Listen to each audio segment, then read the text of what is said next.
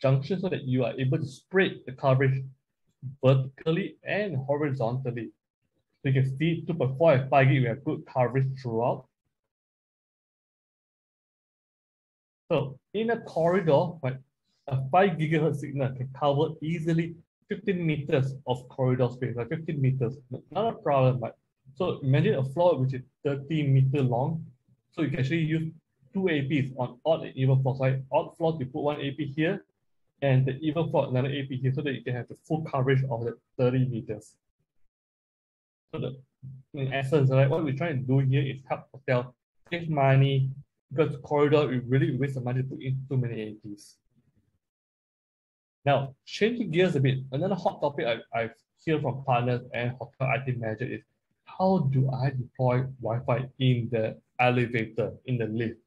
So the best way to do it is to actually have a travelator cable, right? Travelator cable from the switch room all the way to the elevator card, right? Meaning using a UTP cable to power up the AP. Using PoE, that is the best. But in some cases, hotel does not have a travelator cable, but it is very costly. So you can actually use this design where you put AP at the top of the shaft, right? So we have AP567, which is a ruggedized AP. It comes with a built-in directional antenna, which will beam down. And then above the lift card, you have another AP567 aiming up. So what this means is that these two devices will build a mesh link over 5 gigahertz of radio. And then you have another cable from the AP to another AP in the lift card. So we recommend the AP503H AP so that we can broadcast 2.4 and 5 gig into the lift card. However, if it's a small hotel, not many floors, like for example, less than 20 floors, and provided that the lift card roof has holes where you can actually, it's not, the metal is not too thick, right? The metal is not too thick on the lift card. That means you can simplify by just putting an AP on top here and putting the 503 above the lift card so that they can build a mesh over 5 gigahertz and broadcast 2.4 gig into the lift card. Right? This will only work provided that you know that the lift card, the metal is not too thick, and we highly recommend that you do a site survey. If you can put an AP on top of the lift card and see whether can you get signal into the lift over 2.4 gigahertz. So some of the design best practices that I want to share is make sure you design for 3D, top and bottom floors, and of course that particular floor. Design on and even floors separately. Don't do a copy and paste. You're going to have a lot of constraints, right? With customer not giving you enough information. So, and sometimes the customer might be very ambitious that they want to have high-end Wi-Fi everywhere. They want to have multi-gig switches everywhere. Right? Try to set the user expectation properly, because if you put high-end or high density Wi-Fi everywhere, you're just going to bring out the price very expensive. So learn to identify problems and predict the consequences based on the designs. And if the customer insists to go a particular design and you know that there's a problem, make sure you write down all these caveats and share with them. Throughput is an indicator of data rates. Try to do an ideal design versus an on-budget design, because remember, sometimes the budget design may not be very good. You have a lot of problems. List down those problems, share with the customer, and also share with them an ideal design, so that they can consider that with the ideal design, you get better guest experience. So take notes of all the channel, cell site, and post-install tuning, because based on the site survey data, this will help you during the installation. Now, sorry, Robert. Yes. I think that for site survey and design very important for the technical team. So I think that let Thắng summarize about site survey and design for the team. Then yeah, thank you. Thắng ơi, nhờ em summarize lại cho các anh chị ở đây cái phần site survey và design á, các ý chính thôi. Dạ vâng ạ. Thì em xin phép được tóm tắt lại một số cái ý chính mà anh Lion Robert đã nói ạ. Thì cái nguyên tắc thiết kế thì là sự cân bằng giữa cái hiệu suất, phạm vi và chi phí. Thì trong cái môi trường khách sạn ấy, thì cái mục tiêu thiết kế để có được một cái vùng phủ sóng và cái chất lượng truyền tốt ấy, đó là cái cường độ tín hiệu nhận hay là RSSI của mình thiết kế sẽ lấy ở cái mức tối thiểu là 65 dBm. Thì đây là mức tối thiểu để có thể chạy cùng một lúc nhiều cái ứng dụng như là voice, video, web hay là email. Thì trong cái quá trình thiết kế thì mình nên sử dụng nếu mà dùng heatmap thì nên sử dụng cho từng cái băng tần riêng, ví dụ như là 2.4 GHz hay là 5 GHz riêng, thì để có được cái thông tin về cái vùng phủ sóng nó sẽ chính xác và tốt hơn, nó sẽ đỡ bị rối. Và trong quá trình mà mình thực hiện đo hiện trường như là làm site survey thì có một lưu ý là mỗi cái thiết bị mà endpoint thì nó sẽ có một cái độ nhạy thu khác nhau. Như các anh chị đã thấy là iPhone 10 hay là Samsung hay là những cái thiết bị chuyên dụng của Ekahau thì họ cũng có một cái bộ gọi là bộ site survey như kiểu để đến hiện trường thì thường nó sẽ có độ nhạy thu tốt hơn so với những cái điện thoại di động như endpoint của mình. Thì mình sẽ cần phải lưu ý cái đó để khi site survey để có được cái thông tin nó chính xác nhất. Và có một điều là mà mình phải lưu ý, đó là các công cụ site survey dù là của Ekahau hay là dùng điện thoại thì nó sẽ không chỉ ra rõ được cái thông tin về nhiễu đồng kênh chi tiết đâu. Tức là gần như là sẽ không có report về việc mình đặt AP thế này có những cái nhiễu gì và nhiễu tác động nó sẽ ra sao. Thì thế nên là mình cũng không quá lạm dụng với cả những cái công cụ như kiểu là Ekahau hay những cái công cụ tương tự, bởi vì nó cũng chỉ mang tính tham khảo thôi. Thì đó, thì để đảm bảo một cái thiết kế khi mà mình thiết kế chuẩn mà thiết kế đúng, mà đặc biệt là cái site survey này là một cái bước vô cùng quan trọng thì khi mà mình thiết kế đúng thì chắc chắn là hệ thống sẽ chạy và mình sẽ dự đoán được những cái sự tăng trưởng của client performance hay là dự đoán được trước những cái sự cố mà có tiềm năng có thể xảy ra trong tương lai, và mình tối ưu hóa được cái chất lượng cũng như là trải nghiệm của người dùng Thì có rất là nhiều một cái câu hỏi cũng như là một cái vấn đề mà rất là nhiều người hỏi, cũng như là bản thân em cũng đã hay thắc mắc là mình có nên triển khai ở AP trong hành lang không. Có những cái tài liệu thì họ bảo là không nên triển khai trong AP ở hành lang, có những tài liệu thì họ nói luôn là nên triển khai AP ở trong phòng bởi vì nó sẽ tối ưu hơn. Thì như theo kinh nghiệm của anh Lion Robert thì anh ấy trả lời là cái đấy nó cũng không phải là cố định. Tuy nhiên nếu mà mình có thể đo được đo được những cái điểm hidden node mà nó không, mình phát hiện được cái điểm mà nó không có những cái hidden node, tức là cái ẩn không sóng mà nó không đến được, đại loại như kiểu sóng chết thì mình có thể đặt AP ở hành lang.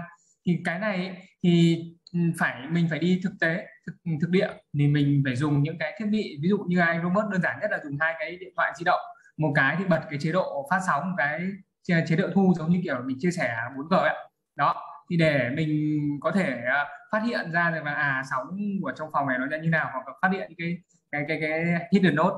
Thì nếu mà mình không có hidden node thì mình hoàn toàn có thể đặt AP ở hành lang, vừa tiết kiệm mà được chi phí và cũng như là vẫn đảm bảo được băng thông. Nhưng mà cái này đó thì trong quá trình nếu mà AP mà thiết kế ở hành lang thì các AP nên đặt cách nhau tối thiểu là 15 mét. Lý do là giảm thiểu nhiễu và giảm thiểu cái chi phí đầu tư.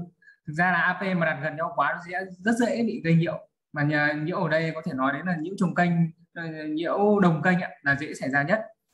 Thì trong cái khu vực khách sạn cũng như là nhà cao tầng thì khi mà mình ở trong mình định thiết kế đặt access point để cung cấp sóng cho thang máy thì mình có một cái công thức, thì đó là nếu mà tòa nhà nó nhỏ hơn 20 tầng thì trong cái khu vực thang máy mình chỉ cần 2 access point outdoor thôi, còn nếu lớn hơn 20 tầng thì mình nên dùng 3 con và thiết bị AP để đảm bảo là sóng cũng như chất lượng truyền dẫn. Và trước khi thiết kế lên kế hoạch trước khi thiết kế thì mình cứ giả sử như là mình đang có đặt access point một phòng đi, và mình sẽ khảo sát cái AP này theo cái sóng theo cả chiều ngang chiều dọc, giống như là đơn giản thôi là anh có thể đặt ở trên trần, thì có thể khảo sát theo kiểu phát sóng chiều dọc, và có thể đặt ở tường để khảo sát xem phát sóng ngang nó như thế nào, và nên khảo sát và báo cáo theo cái băng tần 2 GHz, 2.4 GHz hay 5 GHz là riêng biệt, và hiệu chỉnh lại cái công cụ khảo sát dựa theo cái trang web mà họ có thống kê về về cái độ nhạy thu của từng thiết bị, mà nếu mà được thì đo nhiễu đồng kênh manual đó, và đảm bảo rằng là phát hiện ra được những cái hidden node hay là những cái node ẩn, và những cái node mà mình không phát hiện được, để mình có những cái kế hoạch để đặt vị trí AP sao cho nó tối ưu nhất. Và một số cái lời khuyên mà best practice hay là những cái thực tế nhất trong cái quá trình mà Aruba đã đi triển khai cho nhiều cái dự án khách sạn, đó là nhất là lập kế hoạch và thiết kế ở trong cái mô hình 3D nếu có thể, và thiết kế các tầng chẵn và tầng lẻ riêng đó. Thì như các anh chị đã có thể nhìn thấy trên hình mà anh Robert đã từng nói là mình không nên đặt AP các tầng nó chồng nhau. Ví dụ như là tầng 1 đặt AP ở một cái vị trí A rồi lên tầng 2 mình lại đặt ở vị trí chồng nhau A, như thế đâu nó không tối ưu về sóng. Mình nên đặt nó so le ra. Thì ví dụ như kiểu tầng 1 thì đặt vị trí A, thì tầng 2 đặt vị trí B, nó cách nhau ra, nó giống như kiểu là cái dạng tổ ong ấy, thì nó sẽ dễ dàng mà cái phủ sóng nó được tối ưu hơn đó. Và cuối cùng là nên như em nói là chất lượng thiết kế thì nó tỷ lệ thuận với cả trải nghiệm hỗ trợ. Vì vậy là cho cái việc size survey cũng như design accept design về cái mạng không dây gần như là một trong bước quan trọng nhất trong cái việc mà thiết kế cũng như là triển khai toàn bộ hệ thống mạng của Wi-Fi ạ. Vâng, thì em xin phép được tóm tắt như thế ạ. Cảm ơn. Okay, Robert, we can continue. Great, thank you, Tan. Yeah.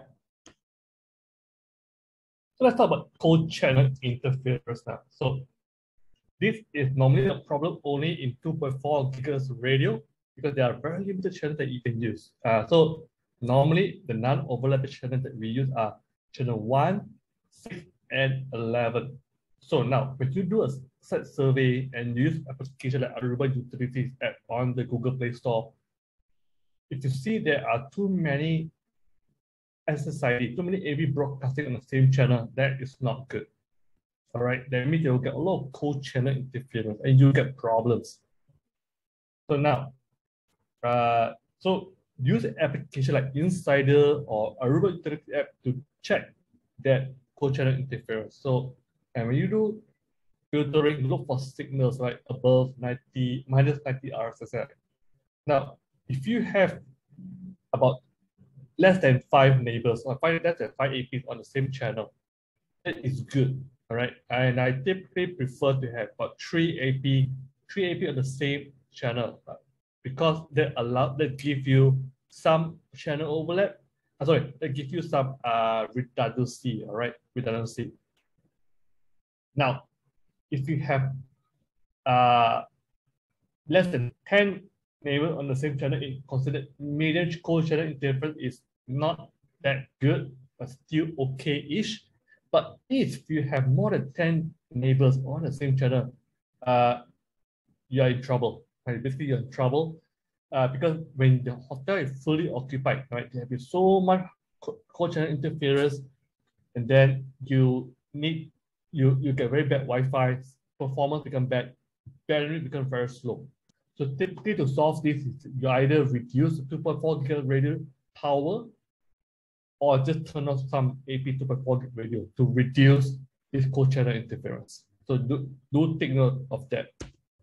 Now, in terms of roaming, so the intent of this request from one of the hotels that they asked us is they will save money by not deploying APs in the hallway, like in the corridor. Right? The reason why they say is because the AP already spend so much money by deploying AP in every room, right? His thought is that the AP in the room the coverage can bleed out and cover the corridor. So if you were to do a site survey, right, with a tool like Ekahau, you may see that the signal is actually green here.